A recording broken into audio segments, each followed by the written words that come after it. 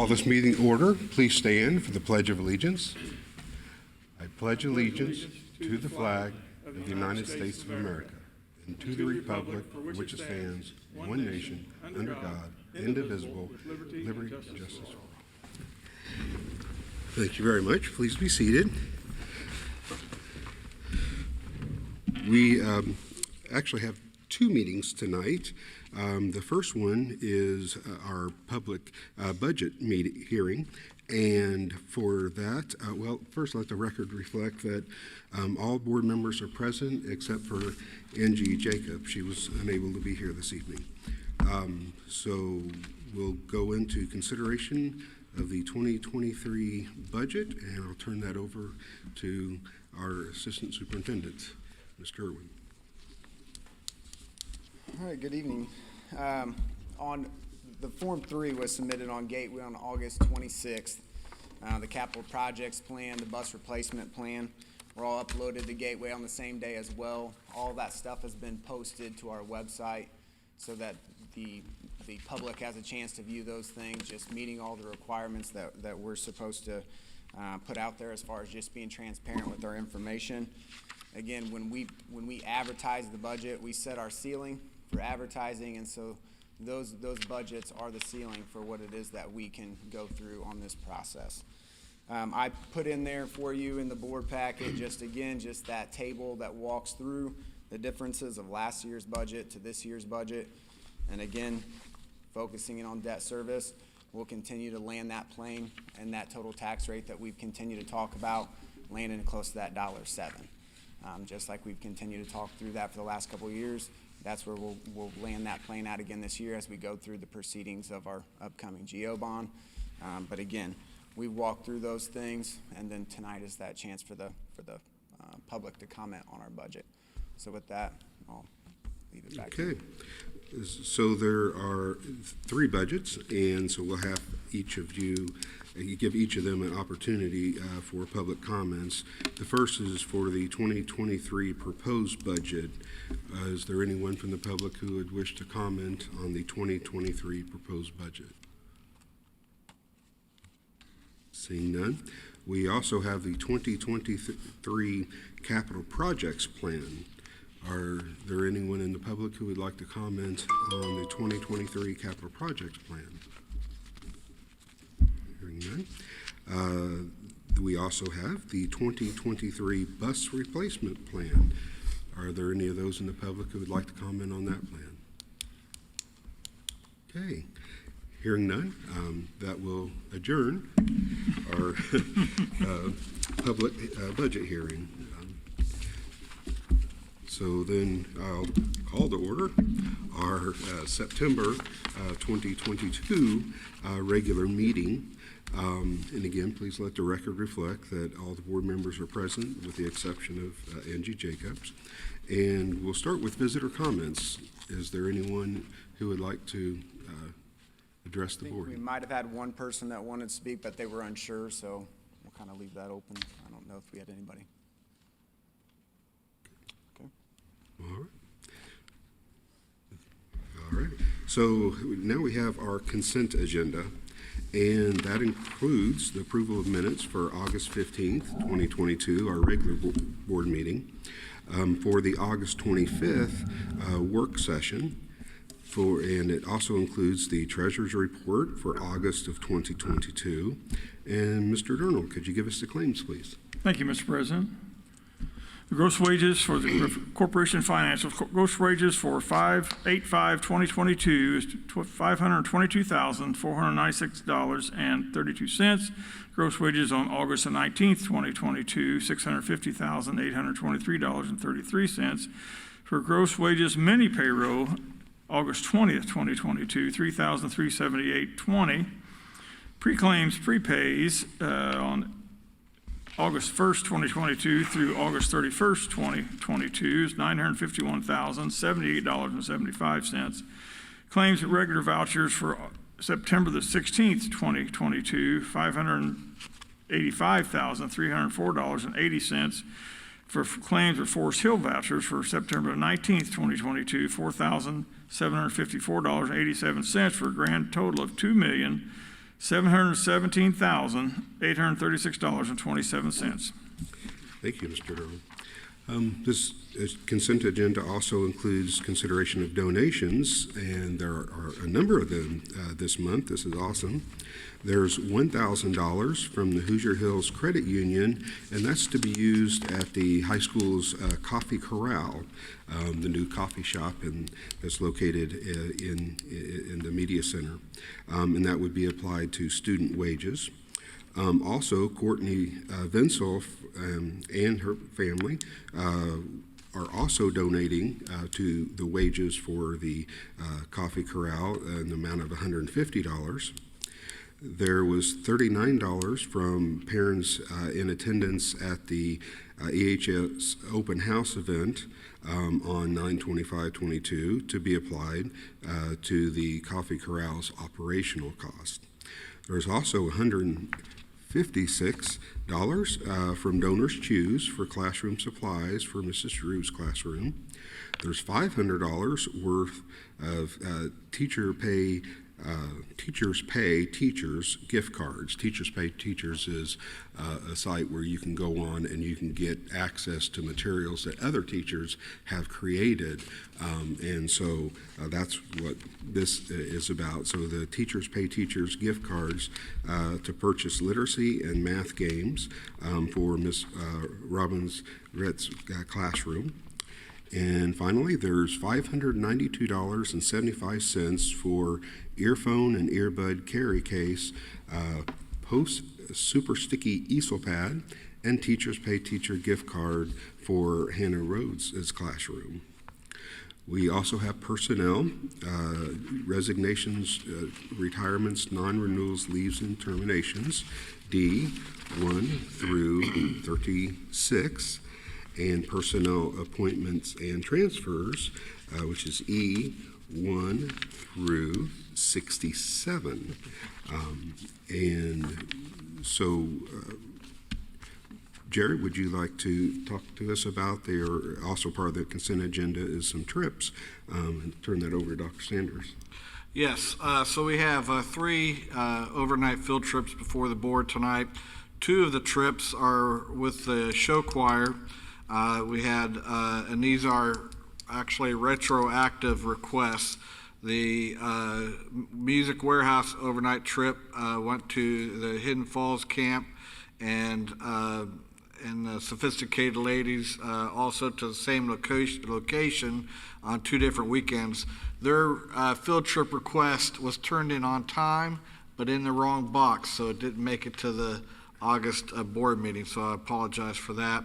And then also the FFA overnight trip to the National Convention in Indianapolis is before you tonight. This is a great opportunity for our students to be able to go up and network with other FFA chapters and to learn a lot about leadership. And these skills and leadership are those that they can apply in all aspects of life. And Taylor Ferguson is here tonight if you have any questions for her. Okay. Is there any questions regarding FFA? No? Okay, so for the consent agenda, do we have a motion? I'd move approval for the consent agenda. I'll second. Moved and second. Any questions or comments? Hearing none. All those in favor say aye. Aye. Opposed? Motion carries. Jerry, was there anything you wanted to? Well, I would like to recognize our new head wrestling coach, Daniel Coyne. Daniel's here, that's what I thought. Yep. So I'd like to welcome him to Edgewood High School, and glad to have you. I'm glad to be here. I do appreciate the opportunity. I hope it makes us a lot better. We need developing kids just like Greg did. That's a realistic goal here. To still certain traits in them so they can carry on in life, progress, and be active members of society. We want them not to stop at the high school level. As a coach, that's all I hope for. I push for success. But everyone has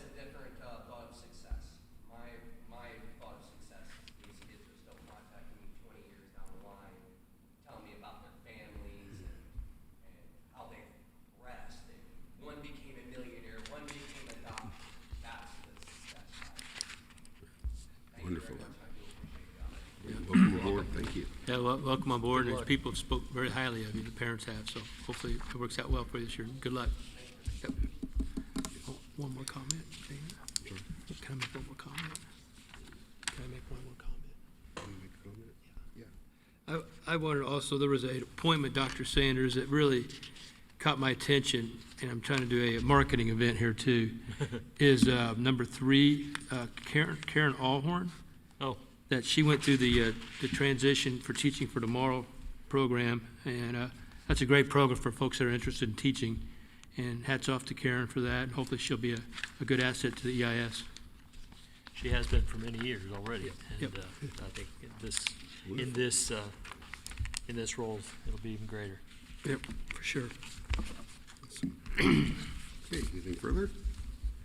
All right, now we'll move into the Assistant Superintendent's reports. We'll turn that over to Matt Irwin.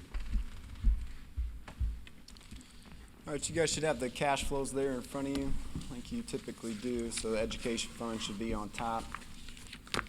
Revenue side of things rolled in really close.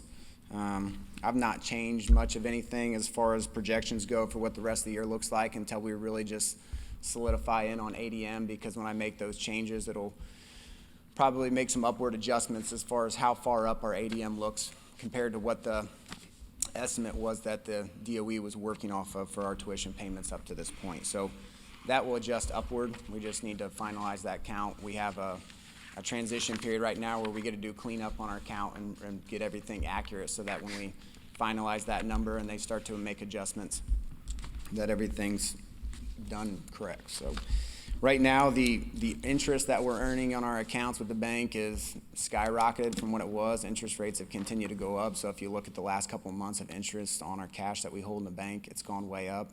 I'm not going to project that super aggressive moving into the future just because you never know how that stuff's going to move. But again, we're in a great place. Things are continuing to look up. We're looking forward to where we end up here at the end of the year and just what it is that we're able to do here at the end of the year as far as looking at people's pay and everything else. So we're in a great place. Debt service, there's nothing really to report there.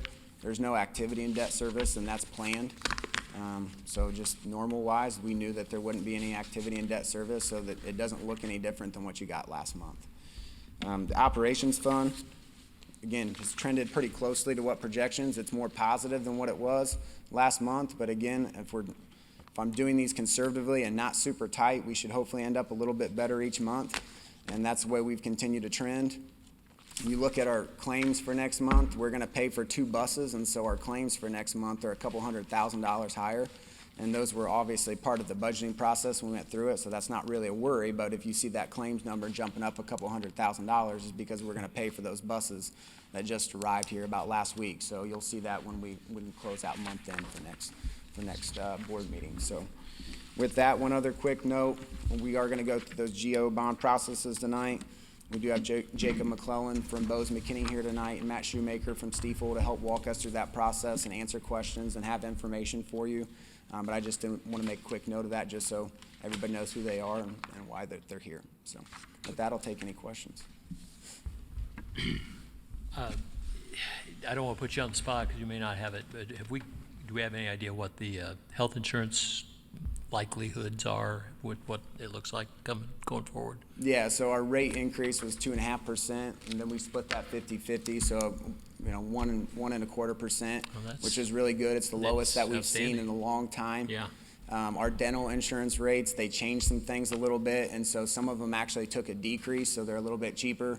The family tier went up just a couple of dollars, but they stayed relatively flat, and if not, a little bit better, which was fantastic news, and our vision rates stayed exactly the same. So as far as the health insurance, piece goes, it stayed really in a great place, and the trust that we're in is in a great place as well. And so we had that rate setting meeting in June, and so we've already put together the new rates for this upcoming plan year. People have done open enrollment and all that stuff, but it was a pleasant surprise to see those stay really consistent, because That's as really with good. everything else that we're seeing, the rates have looked a lot different. So Okay, thank you. yeah. Any further questions? So that was split, the 2.5% for the teacher agreement was split half corporate, okay. Yeah, and we do that across the board for classified and everybody else as well. Okay. Enrollment count, Do we know, we get a grand total It's yet? up. It's gonna be probably somewhere between 12 to 20, and we'll kind of figure that in as we go through, and we have a couple of kids that, we gotta clean up some of the data and check out some of the conflicts that we have reporting wise with other school corporations, but we'll continue to clean that up over the next week and a half. And what's the date to report? I think, the last date for us to sign off, I wanna say, is the 28th of this month. I Okay. think that's the last date to sign off. Anything further? Thank you very much. Now we're going to move into the time for our 1028 hearing. This is for consideration of a 2022 general operating bond. And so I will officially open up the hearing on the 1028 hearing on the GO bond for 2022. And so I'll turn it over to you again. Yeah. So you guys have the 1028 resolution that you'll be asked to approve after this hearing. But again, the project for what it's going to be used for is just again, we had the extensive facility study done and all of these things. So these are not things that are a surprise to us after going through that facility study process. These are things that we know are existing needs of the school corporation. But this bond will help us to knock off on that list to get some of those things done. So main themes of it are HVAC upgrades and repairs, technology upgrades and repairs, backup power upgrades, general remodeling and capital improvements, amongst other capital needs of the school corporation as they come up through that process. And so again, putting that in that 1028 allows us to be flexible with those funds and to continue to address the most important pressing things that we have with this bond issue. I'll let Jacob kind of take it from here about the purpose of the resolution and the hearing for 1028. Hello, good evening. Jacob McClellan with Bose, McKinney & Evans. We're your bond counsel. And the 1028 hearing, so this is one of 5 steps that you guys will take tonight. They all relate and are all necessary for the issuance of a general obligation bond, so maybe I'll just kind of high level talk about them and then turn it back over to Matt Irwin to talk about the need for the project. But the 1028 hearing statutorily is required so that you consider the impact to the tax rate when you're going to undertake a project that's payable from property tax, or paid from a bond that's payable from property taxes, and it's over $1 million. So if you look at your resolution in your packet, it kind of goes through the tax impact. Stiefel provided us that financial information, but ultimately the idea is that there's no tax impact as things roll off. As far as just overall, the bonds would be through these authorizations authorized an amount not to exceed $5 million. You all are working with Stiefel as underwriter here, so tonight's the authorization step for the general obligation bond. I know you all went through this last year. It's very similar to that process. Just one meeting for authorizations. Following the meeting, we'll send out some notices. Stiefel will start to market the bonds.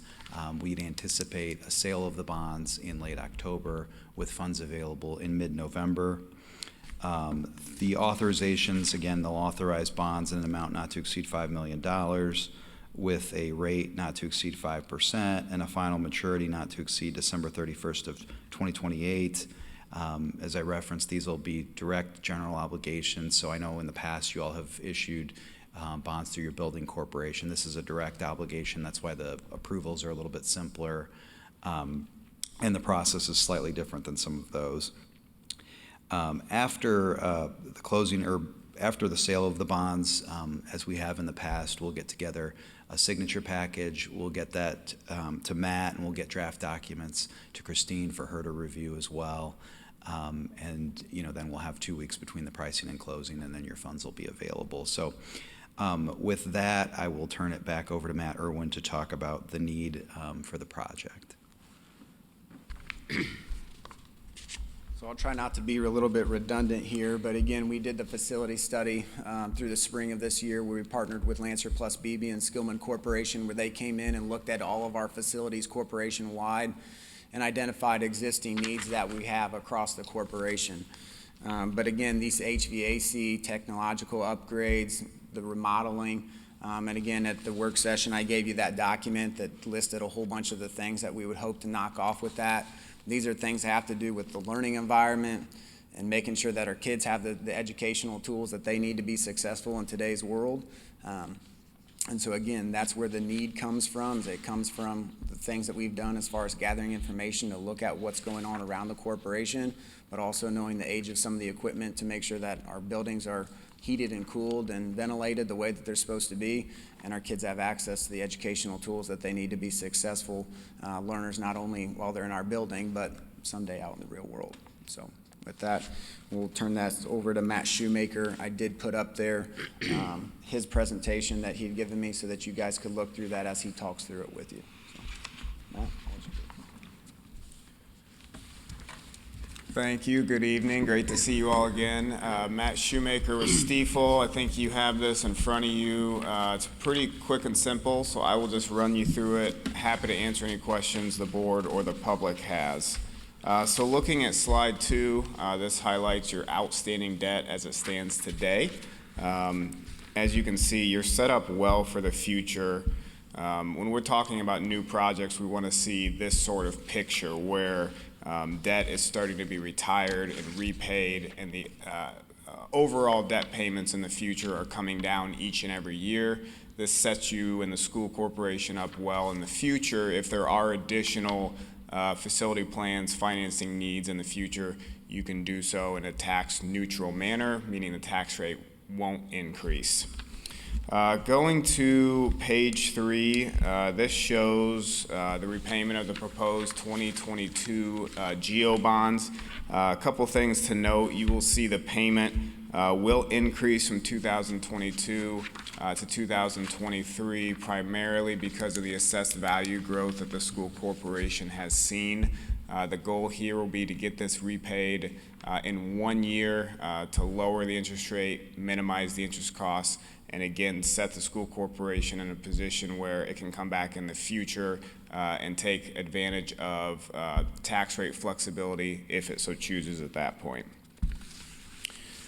Page 4, this looks at, page 3 showed the payments. Page 4 is looking at the tax rate. I know as Matt and Jacob have both mentioned, obviously it's been the school board and the administration's goal to stay tax rate neutral at about the $1.07.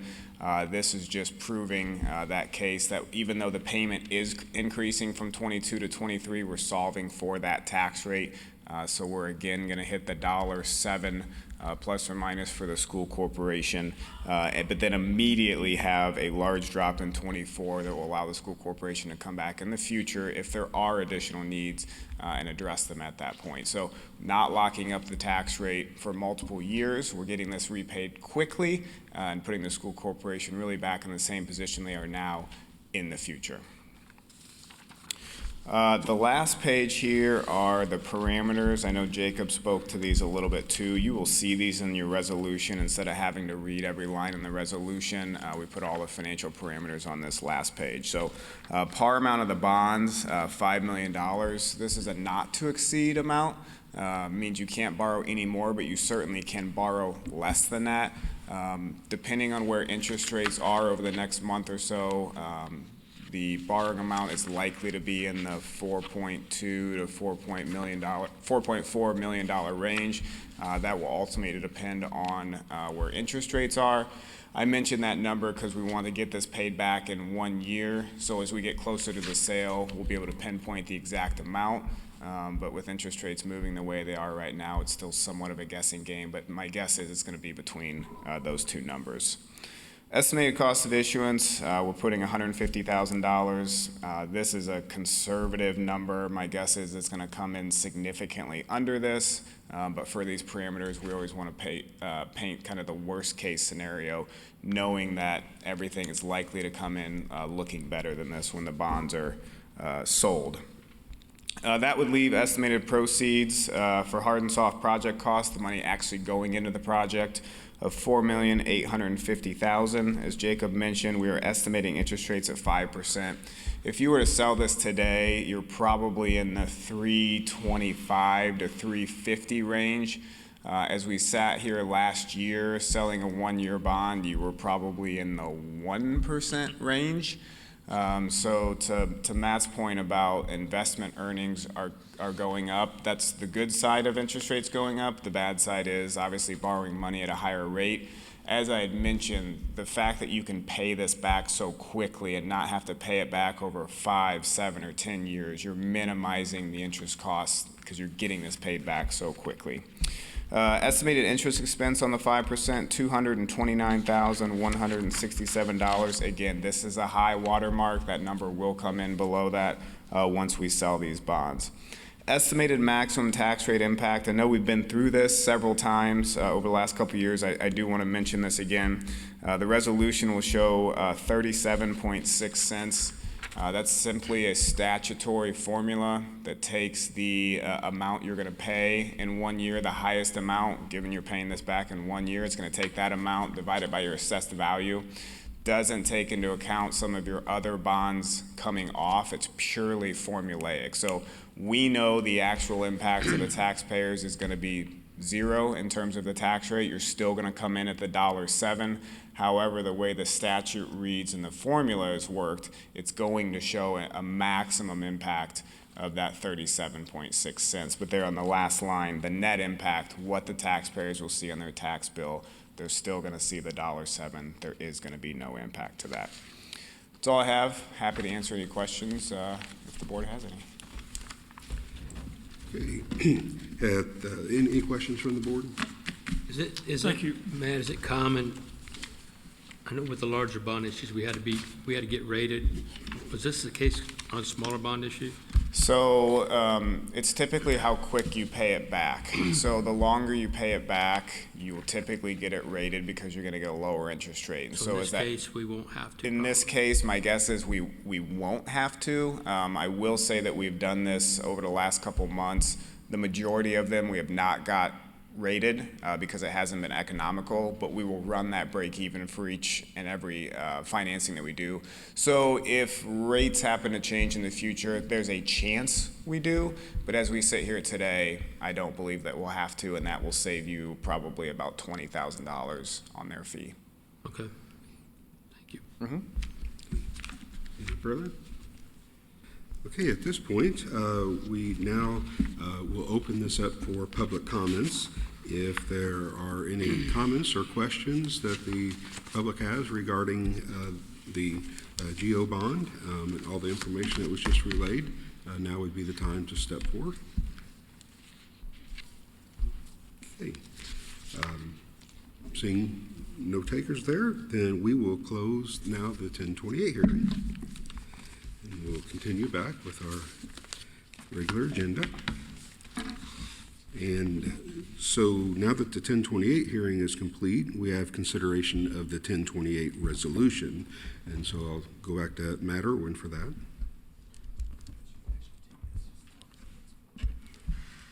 All right, so yeah, this is the resolution that just follows up the hearing that we just had. Obviously, everything's been explained about why we had to do the 1028 hearing. This is just the resolution of walking us through that.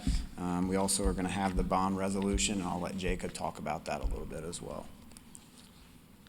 So yeah, the 1028 resolution just evidences, and I think it's in that third paragraph, that you've considered the tax rate and you've considered the tax rate impact. Again, it's required if you're going to issue a bond that's payable from property taxes that you hold that public hearing, take input, and consider the tax rate impact, and you've heard from Matt Shoemaker about the tax rate impact. So with that, I'd be happy to answer any questions. Nope. Okay, do we have a motion?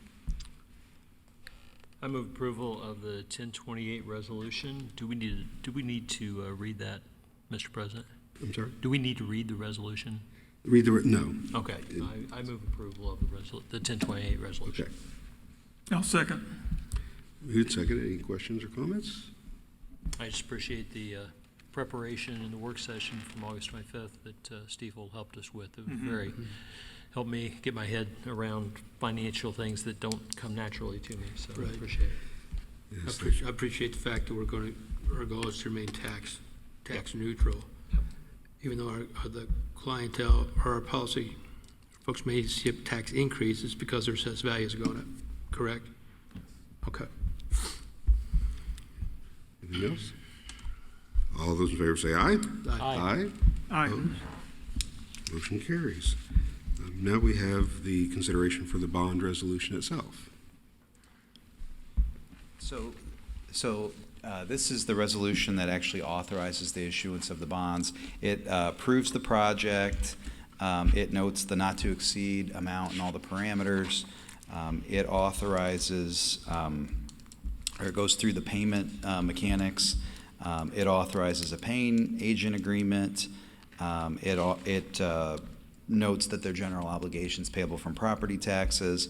It authorizes the marketing of the bonds with Stiefel, and it authorizes any other steps necessary to complete the issuance of the bonds. And there's also, I mentioned there's a notice we have to send after this has all been adopted. It authorizes that notice, which is attached as one of the exhibits. But with that, I'd be happy to answer any questions. Questions? Hearing none, all those in favor say aye. Aye. Opposed? Motion carries. Okay, now we're going to have an additional appropriation hearing, and I do want to thank Matt Shoemaker and Jacob for coming and sharing with us tonight. We really appreciate all the help that you guys have done for us. Appreciate it. So the additional appropriation hearing, is that you as well? Yep. Oh, okay. And thanks. We're happy to be here tonight. So, Bang your gavel. So did you? I'm sorry, Dana. Did you open the hearing?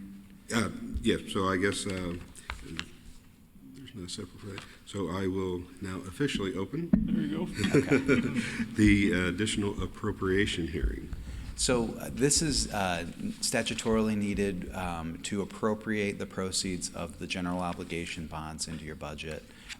We put out a notice earlier this month providing notice of the hearing so that the public can comment on the appropriation of the proceeds of the bonds into your budget. I would just note we've talked through, for the record, what the projects are, the tax impact, and all the related items. So with that, I can turn it over to Matt Irwin to talk about how proceeds will be spent. I know it gets a little redundant, but so. Just a bit.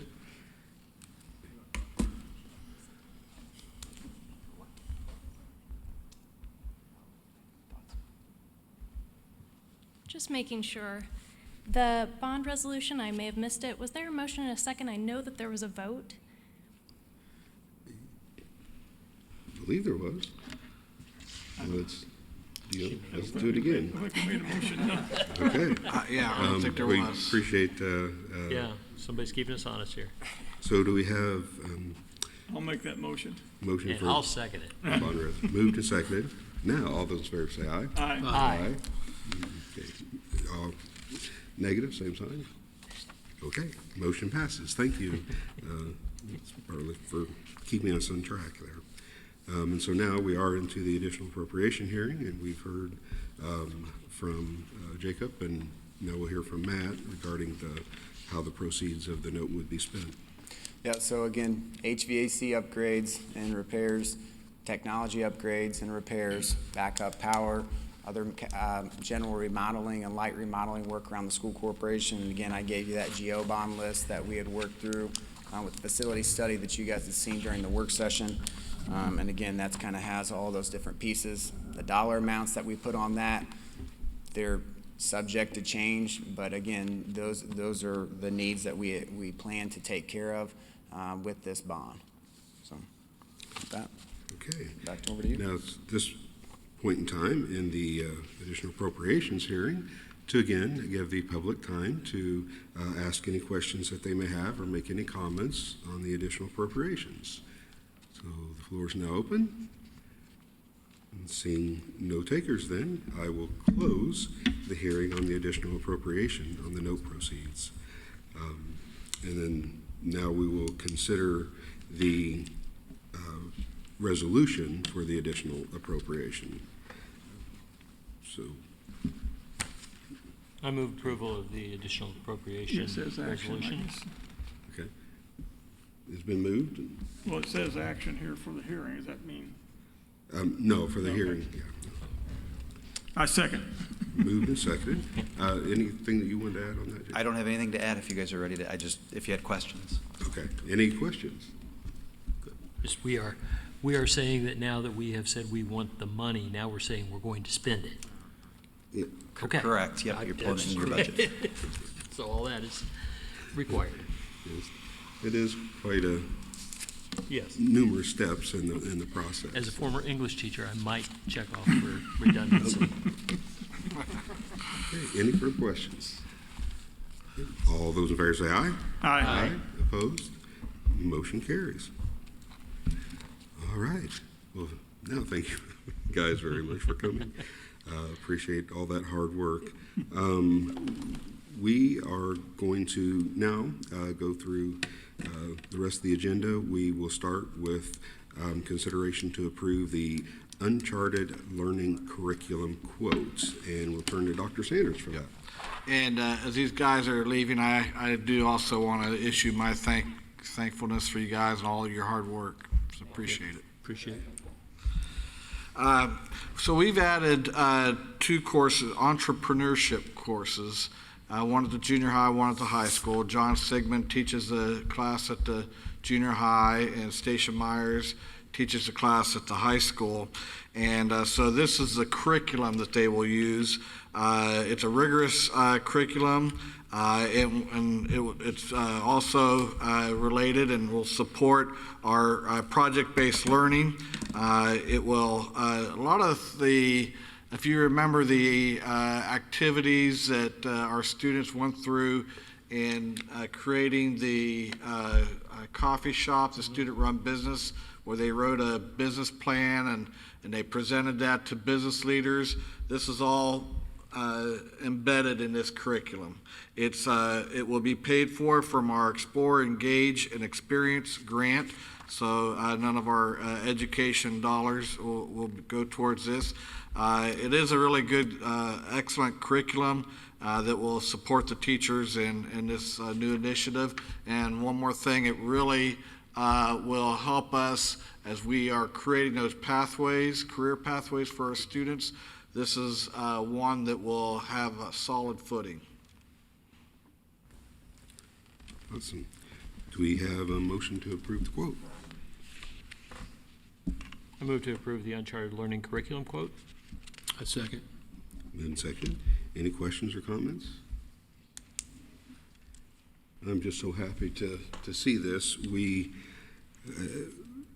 To think, a few years ago, if we'd have thought, wait, we're going to have an entrepreneur class at the junior high and high school, just maybe at the high school we would have thought about it, but not at the junior high. But when you see the excitement of the kids when they're doing their STEAM projects and different things, and the pathways that the kids are now getting a chance to investigate, I just think it's awesome that we're able to do that. That's pretty amazing.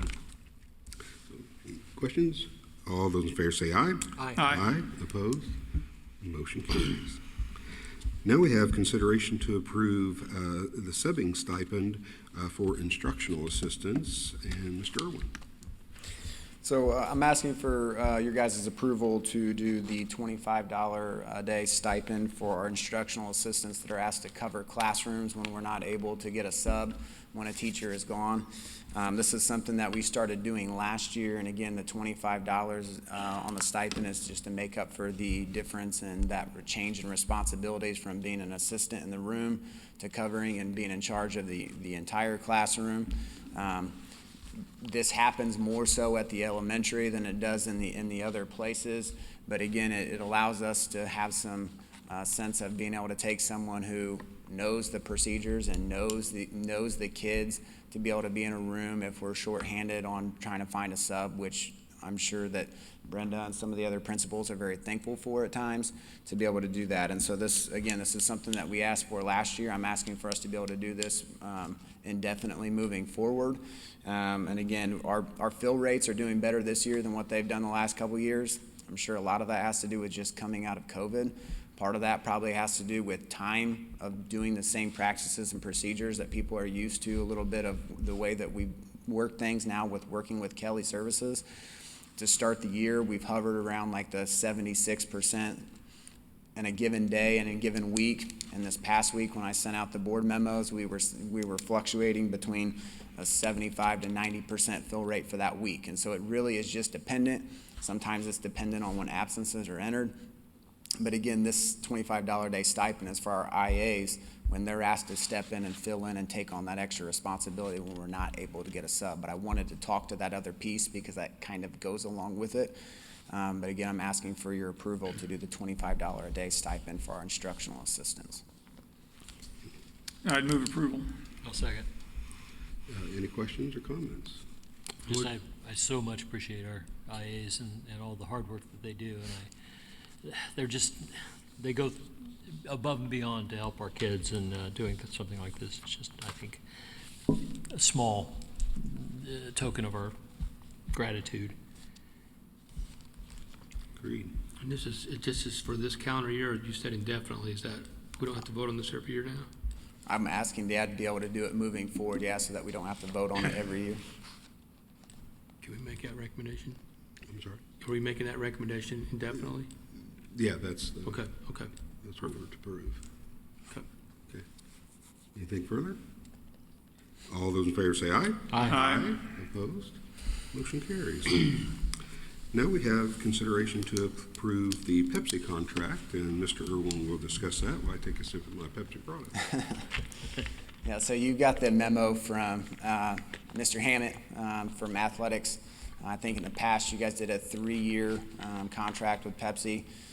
This time we're looking at a 5-year contract with Pepsi, a little bit different on the incentives of which they put in. They put in more dollars up front when we do the 5-year deal instead of a 3-year deal. And then they put in some extra funds, whether it's with Gatorade stuff. They increased the vending commission from 25% to 27%. And again, Christine looked over the agreement to make sure that everything was kosher as far as the language and things that were in it. And again, helped us to go back and bargain with them a little bit on different pieces, whether it was the commission rate or some of the other items. But again, it is very similar to what you did before. It's a little bit longer, but they're going to kick in more money per year to do the longer deal, and then the commission went up an extra 2%. I have a motion. Make a recommendation to approve the Pepsi contract for 5 years, correct? Yes. I'll second. Moved and second. Any questions? Comments? All those in favor say aye. Aye. Opposed? Motion carries. Now we have a combination here of the consideration to surplus extra goalpost, as well as a consideration to approve a resolution of the sale of the extra goalpost. And we'll turn to Dr. Sanders for that. Yes, thank you for allowing me to combine these two items. So when we remodeled the football complex, we naturally purchased 2 new goalposts that were installed. And since that time, we have worked with Shelby Eastern School District in Shelbyville to purchase the old goalposts. And so first step would be to declare the old goalposts as surplus, and then the second part of that is to approve the resolution so that we can sell the goalpost to Shelbyville Eastern for $1,000. Shelby Eastern also has to approve the resolution in order for us to allow this purchase to go through. Okay, so first we need to consider the extra goalpost as surplus, and so is there such a motion? I'll move approval. I'll Second. second. Moved and seconded. Any questions or comments? All those in favor say aye. Aye. Negative, same sign. Okay. And now then, we need to approve a resolution to sell those extra goalposts that are now surplus for $1,000. Is there such a motion? I move approval of the sale of the goalposts. A second. Moved and seconded. Any questions or comments? All those in favor say aye. Aye. All those opposed? Motion carries. Okay. Sorry, it's a long agenda this evening. Thanks for everyone to hanging in there.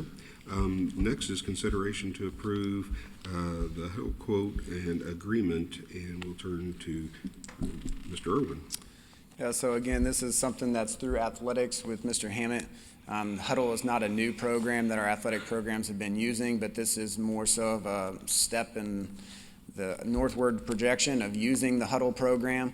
In this case, it is putting cameras out on the football field and in the main gym that allows our football team, basketball teams to record practices, go through film, and do some different things like that. One of the things that's involved in it is the streaming of events on the field. One of the things that's in the agreement, which is a 3-year agreement, talks about some guaranteed streaming funds that would come back to us in year 1, but it's not guaranteed in years 2 and 3 afterwards. As you get the streaming off the ground, as far as people would pay to watch the streaming of a event, and so then those funds would come back towards athletics, and so they're split there. This is something that's funded strictly through athletics. It's something that typically the sports fundraise for. And again, so if there wasn't enough streaming money coming in from doing these sorts of things, the athletic programs, in Mr. Hammett's words, is that they would fundraise to make sure that they meet and would be picked up by the athletic department. But again, it just increases some things that they're able to do as far as breaking down film, game planning, watching practices, all of those things that is a major benefit to our coaches and to our athletes as far as their preparation for their extracurricular events. Thank you. I'll move approval of the Huddle quote and agreement. Yeah, I'll second. Move and second. Any questions, comments? So there will be some cameras mounted, and they will be permanent. Yeah, and so Okay. there are some additional funds that the school corporation would pay for, which we need to get wires run, electricity run, some things that we're going to pick up on our end from corporation fund accounts, not from athletics.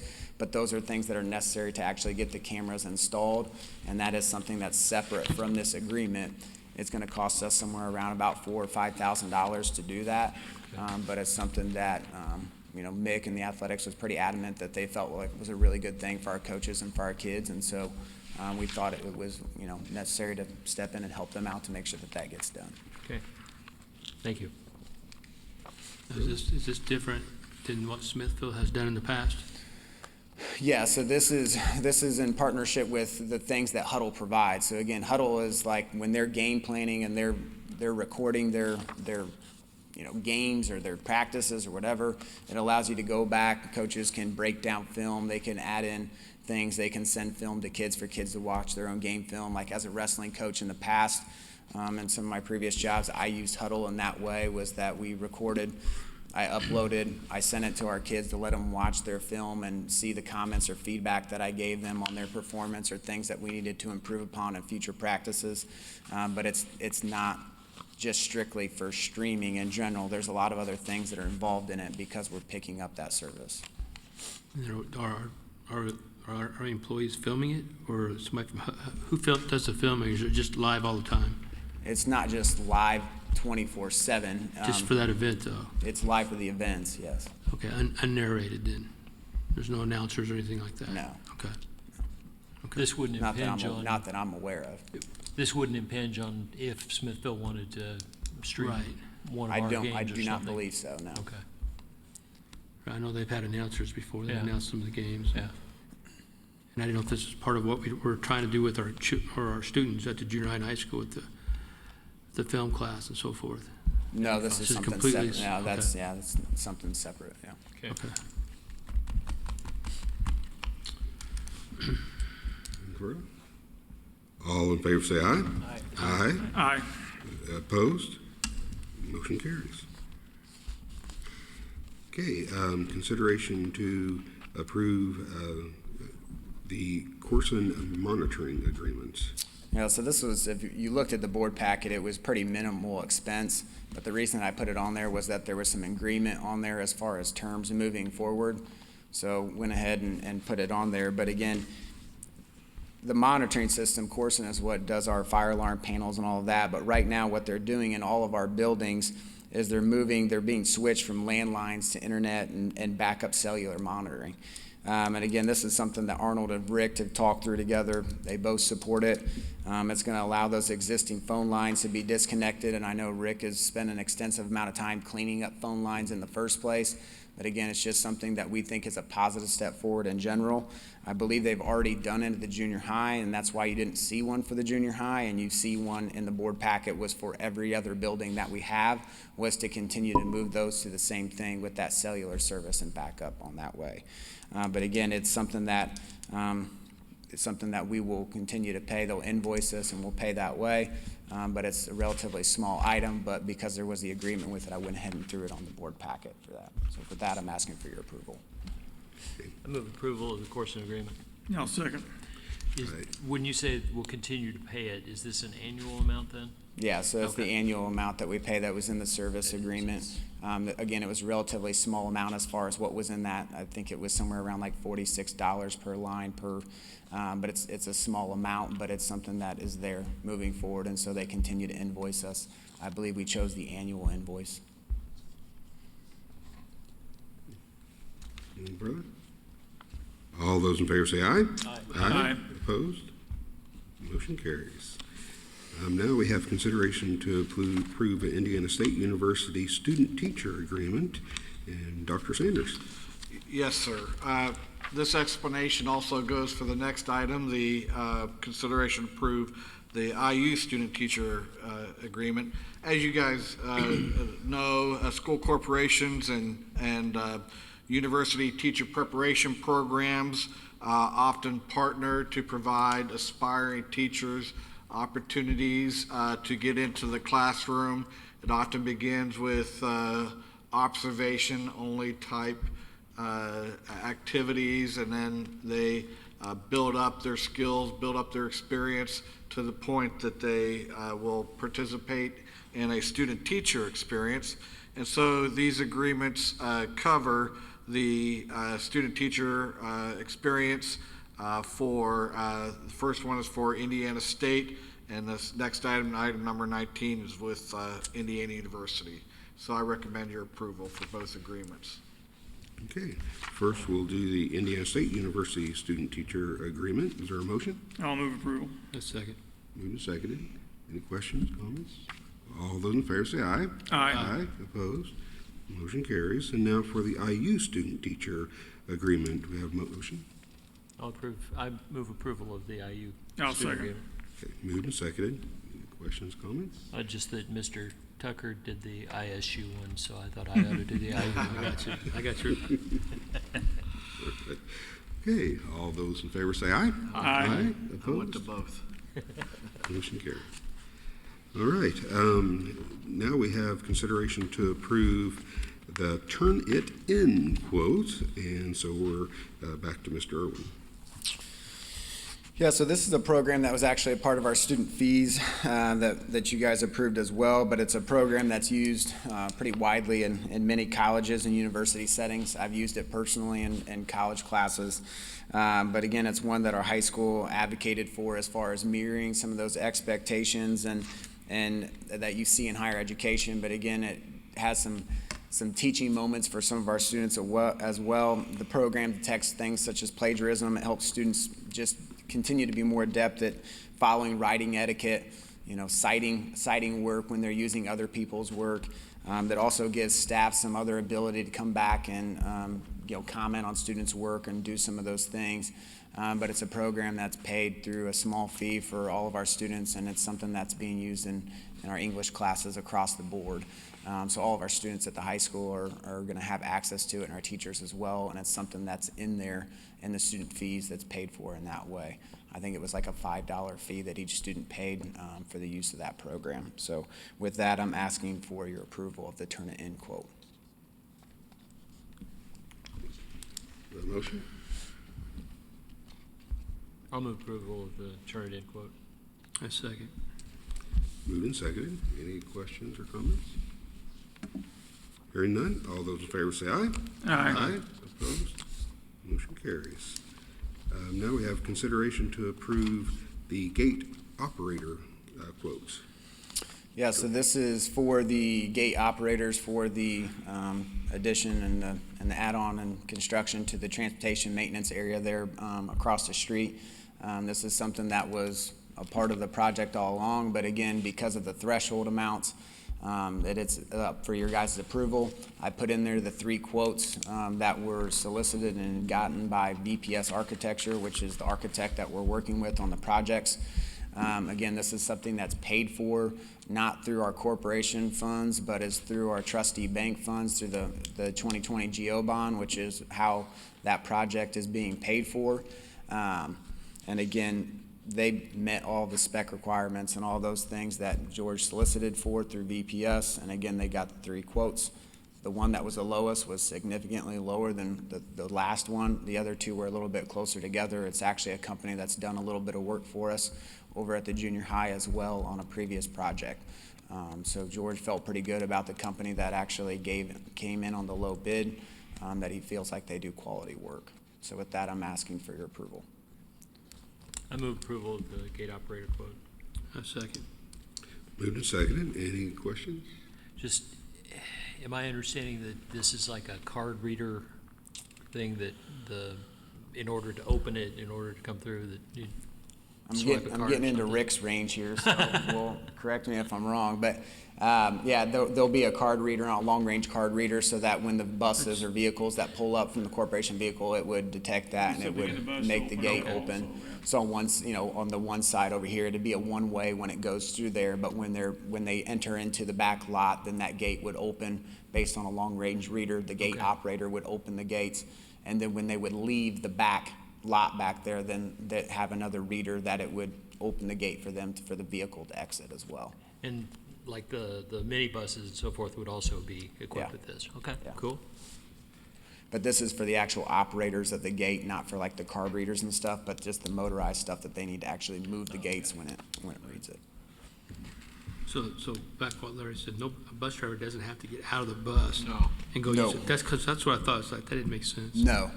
Okay, perfect. Okay. Anything further? All those in favor say aye. Aye. Opposed? Motion carries. Now is consideration to approve the contracted route extension resolution. Mr. Earl? Yeah, so this is something that I worked with Audrey, Director of Transportation. She needed to do a small extension to route number 11 due to just bus capacities and then some driver shortages, of which we started the year, but it actually worked out better that this went on Route 11 just because she had the capacity to take on the extra students, and there was some housing growth in that area with the way that it worked out. It added about 11.4 miles per day, which amounts to an extra $50.95 per day for that route to be run. And again, that's a contract route, and that's just for this school year because we're going into the last year of our current contract routes right now. So that would just be in effect for this school year. Do we have a motion? Make a motion to accept. I'll second. Moved and seconded. Any questions? All those in favor say aye. Aye. Opposed? Motion carried. Now we have consideration to approve the Link, LINQ software agreement.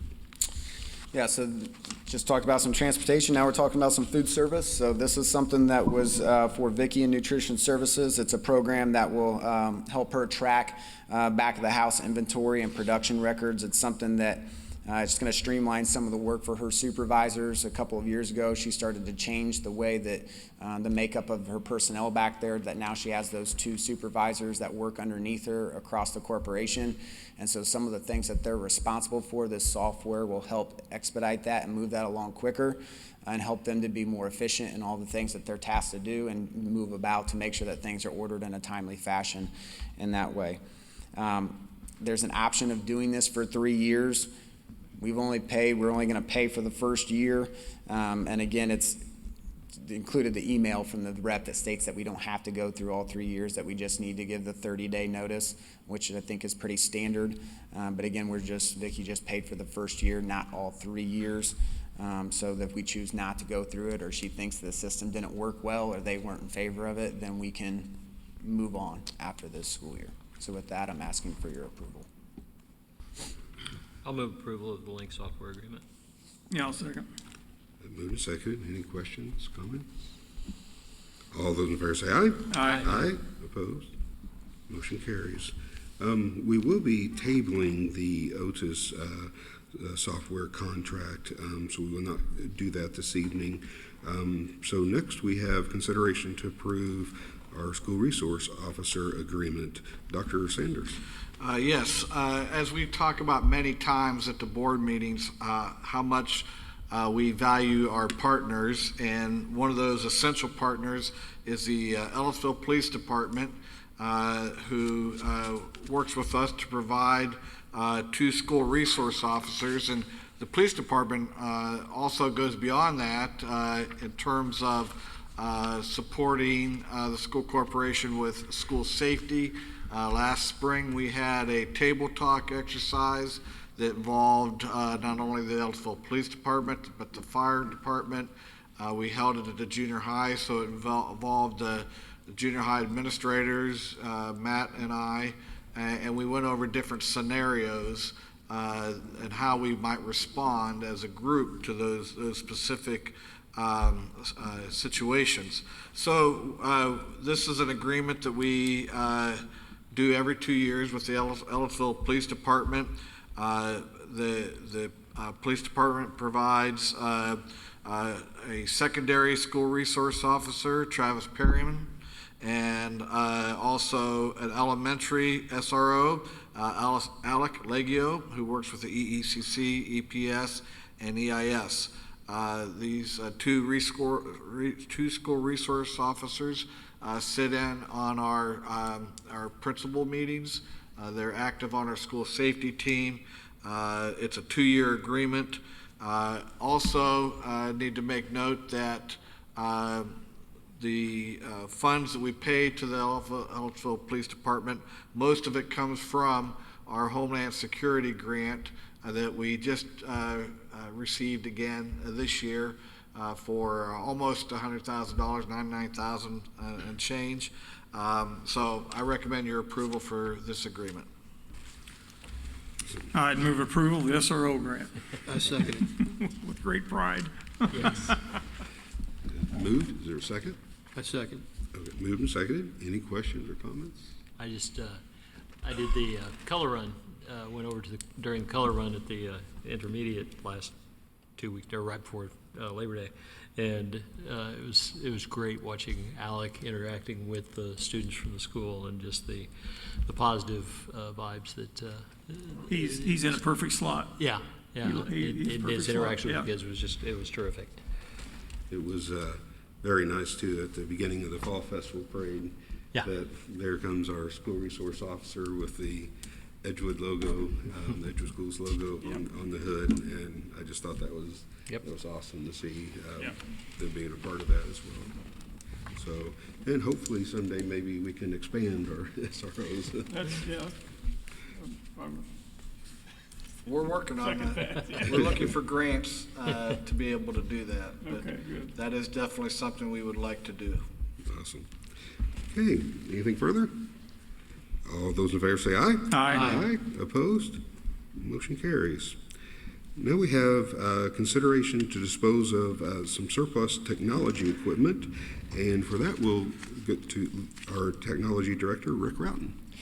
Evening. So, come to you on a regular basis regarding surplus of equipment that we have collected over the time, and we're just doing house cleaning again. We've collected a lot of parts from buildings that teachers have found in their closets over the summer, and we're just now getting a surplus list of that.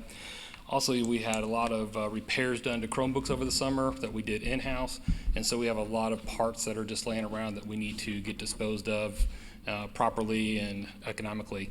So we're just asking for your approval to declare the items surplus so we can dispose of them.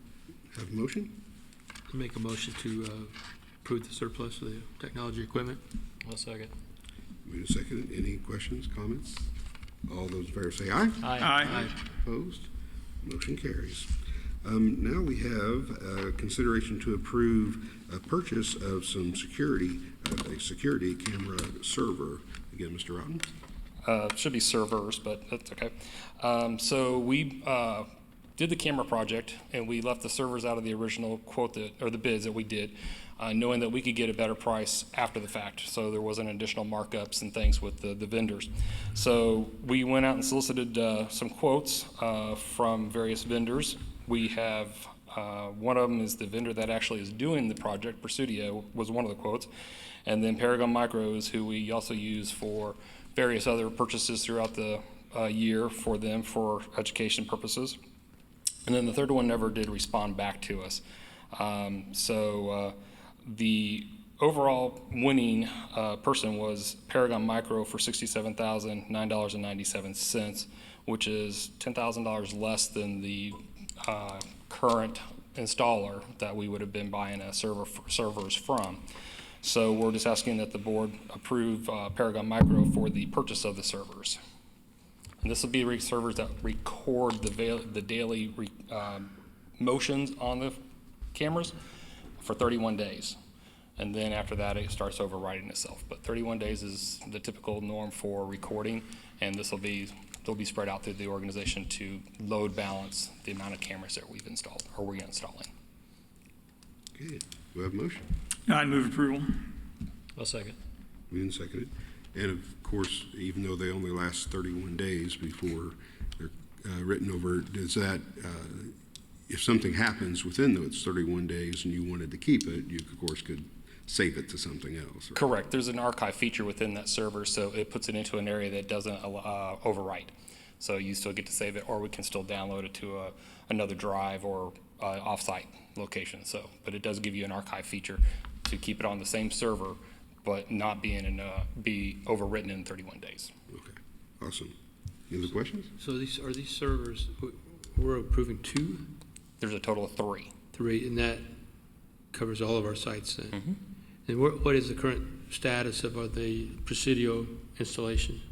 So right now we have 105 cameras installed here at the high school. We have 4 on the current admin building. We have 40 cameras installed at the junior high, and we are starting the football field and concession stand area right now. So are they up and running? No, they are not up and running. We can't do anything until we have the servers for them to record on.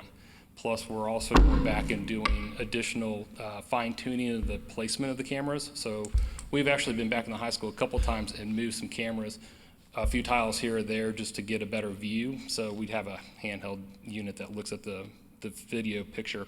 And so we're like, we need to move that down one tile. Plus, we have to get them focused, and we have to make sure that they're properly aligned with what we're looking for. So we're still doing the installation right now. And Okay. a lot of that's happening in the evenings, right?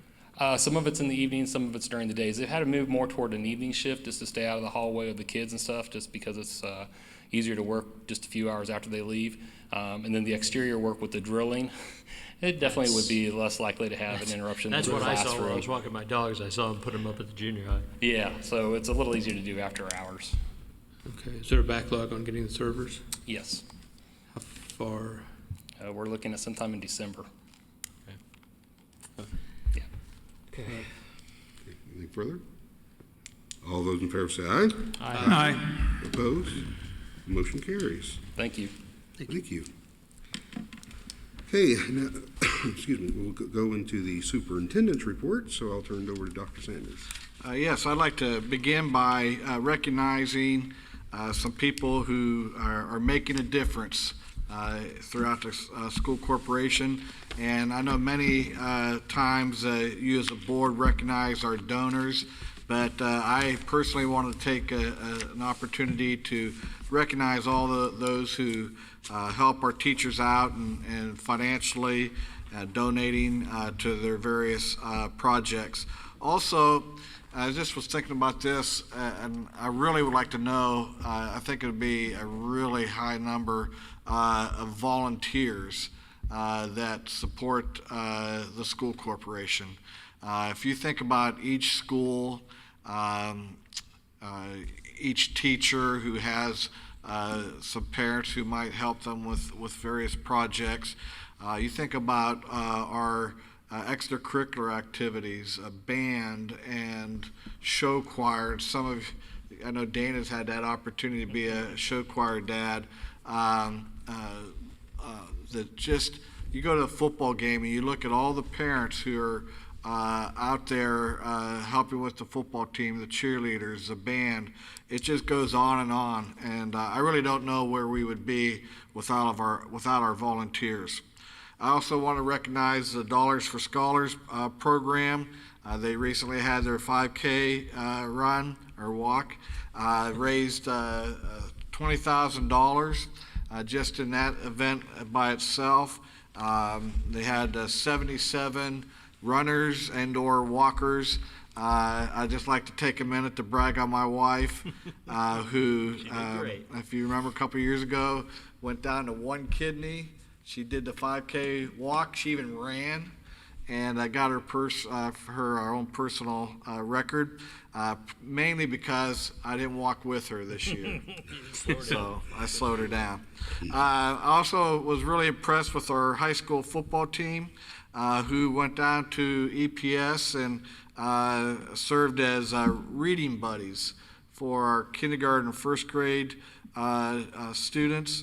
You know, Caleb True is building our team up and doing it the right way, and not only teaching these guys about the game of football, but more importantly, the game of life. So I just want to congratulate Caleb and how hard he and his staff are doing. Jill Cronin is somebody that I wanted to mention as somebody who makes a difference. You don't always see Jill on the front lines, but she's working with our parents, with the school. You know, life happens, and sometimes those life issues can sometimes put a roadblock between the home and the school. And Jill's all about addressing those issues, trying to resolve them so that ultimately the students will have success at school. And then Lisa Wilson, who is serving in the Innovative Learning Center. Her official title is an instructional assistant. She helps Jamie Miller in the ILC. And every time I walk by the ILC, Lisa Wilson is in there working on some project. And you see students coming and going all the time. And so Lisa is just awesome to have on our team. I wanted to recognize Edgewood's community involvement. We recently hosted the Ellisville Chamber of Commerce Power Luncheon, and we gave a report on all the great things we're doing through Ready Schools. We had, obviously, Jamie Miller presented and Megan Scott, and then we had 2 high school students involved in the coffee shop, and I believe 4 junior high students who talked about their experiences at the junior high with the Edge Media program and their student-run business there that they have.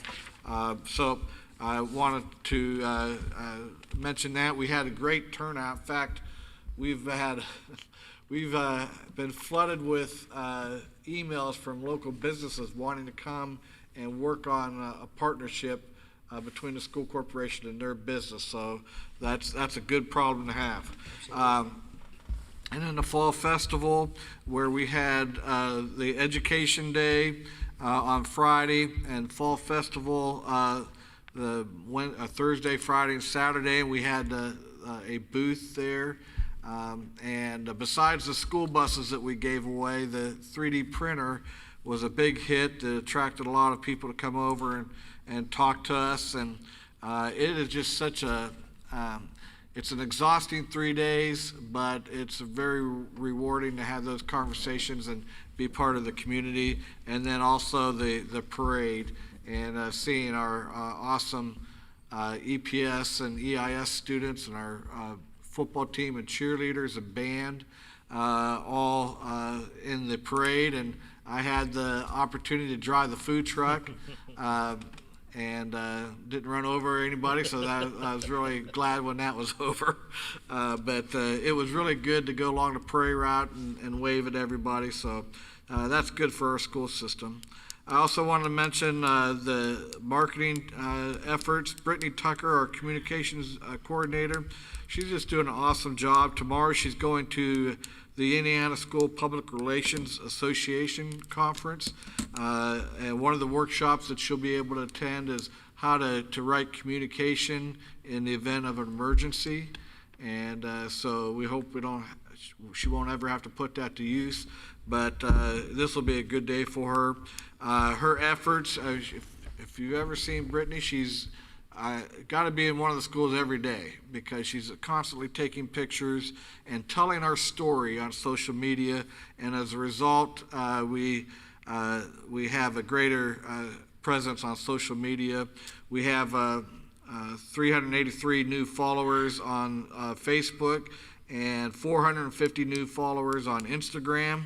And not surprisingly, a lot of those are students. But it's really great to tell our story. And then we're just starting our ambassadors, neighborhood ambassadors program. So I want to show you a couple yard signs real quick.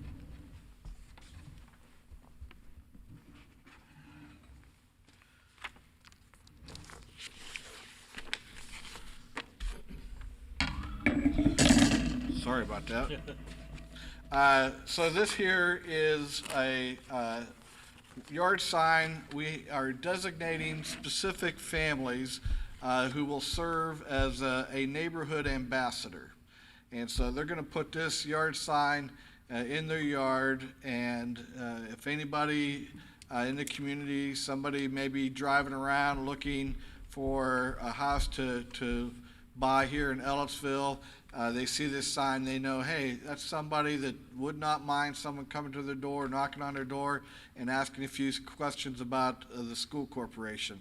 And we know we want really no more than one or two neighborhood ambassadors in each neighborhood so that the people new to our area will know those specific people to go to.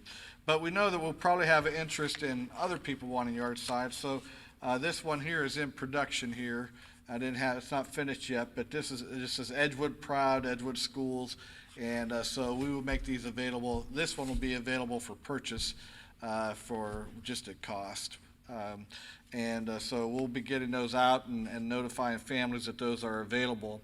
And then we started this before COVID, but we're going to have our first in a while Soup with the Soup on September 27th, and our neighborhood ambassadors plus those who serve on our RBB welcome team will be coming to Soup with the Soup, and we'll go over with the neighborhood ambassadors what our expectations are, what their roles, what we'd like them to do and not do as far as being an ambassador. So we're excited to finally get that going. Our Edgewood Mustang Coffee Corral, the ribbon cutting for that, our student-run business will be September 30th, and they'll officially be open for business on October 3rd. They will serve on Monday, Tuesdays, and Fridays from 7 to 7:45, and then at lunch 10:30 to 11:45, and then on Wednesdays they'll serve in the morning from 8 to 8:45, and they're excited, they're nervous to finally get going. We hope it all goes smooth. But we appreciate Stacia Myers and Jamie Miller and all the students who are working so hard to get that started. You know, some people might say, well, that's taking an awful long time to get this going. Well, we all have to remember that this is a learning experience. So we have to go slower, make sure the students are learning along the way. And it would also help if we could get a working espresso machine. That's kind of slowed us up too a little bit. And then finally, I won't go through all of it, but in my report, I'm giving all of you an update on construction. The punch list for outside items, that should be completed in the next couple of weeks. The playground at the EECC, the equipment is being installed now, and hopefully within a week, they'll be ready to put the pour and play surface down. So that shouldn't be too much before that's finished. The new storage building is done. We have an occupancy permit for that. And then the transportation building expansion, I listed here a number of current work that's going on in the transportation office. And hopefully we'll have that temporary occupancy here within the next week. And the new administration building also is finally coming along. The brick should be, I'm hoping the brick will be done tomorrow. And then once that brick is finished, then they'll be able to put the storefront section there at the entrance into the new admin building. The windows in the new boardroom, it's all framed up. We're just waiting for the windows to arrive. And obviously a few other pieces of work that's going on in the new administration building is listed there for you to look at. I'm hoping, fingers crossed, sometime end of October, maybe into November when it's finished. But it's really going to look nice when it's all said and done, and that's what we have to keep our eyes on, is the final project. So that's all I have. Wonderful. Any questions for Dr. Sanders? Okay, now it's time for RBBEA comments, and we have Mr. Yules with us this evening.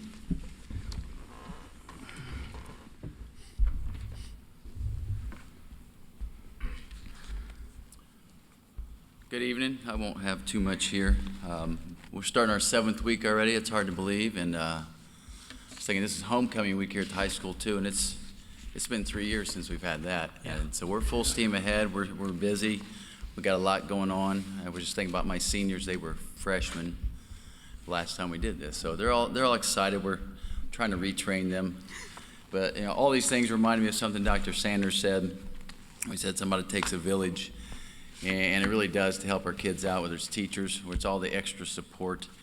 So we appreciate having those. And again, if numbers and funding continues to be healthy, it's nice to get those extra people to help us out. And speaking of that, I was glad to hear Matt say the Ed Fund looks good as we head towards bargaining. So it might be a minor miracle, but I'd love to see in about a month and have this all wrapped up. But nevertheless, it'll come time. It'll take care of itself, and we look forward to getting that going and also concluding.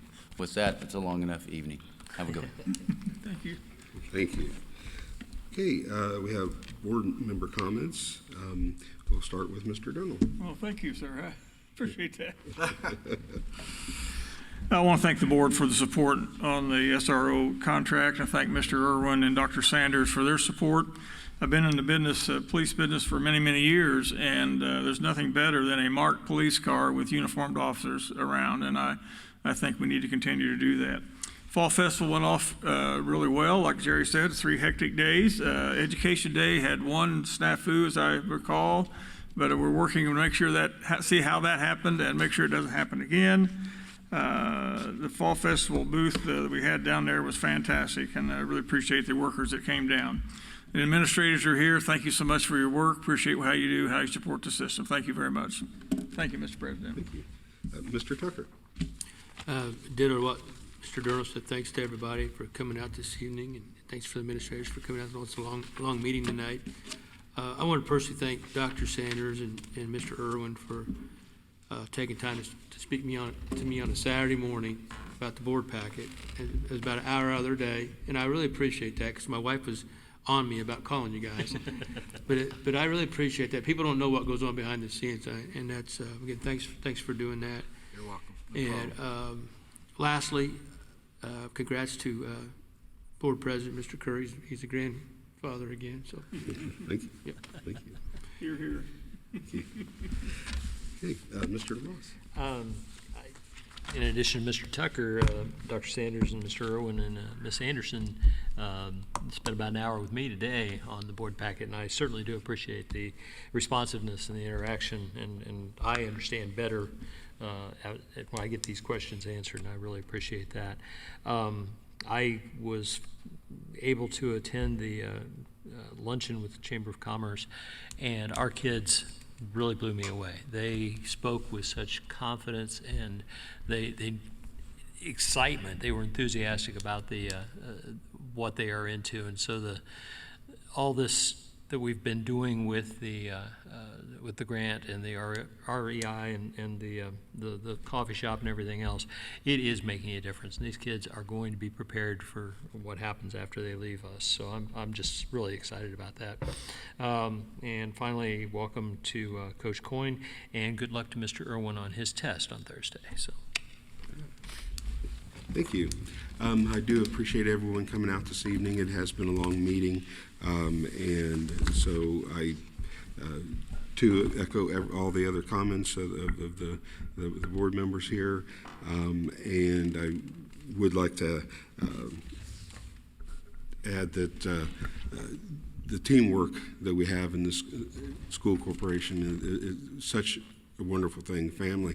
I had someone asking me about RBBEA and how the relationship is with them, and I say it's awesome. We work together because we're all here for the same purpose, and so appreciate all of you guys coming out tonight, and this meeting is adjourned. Thank you.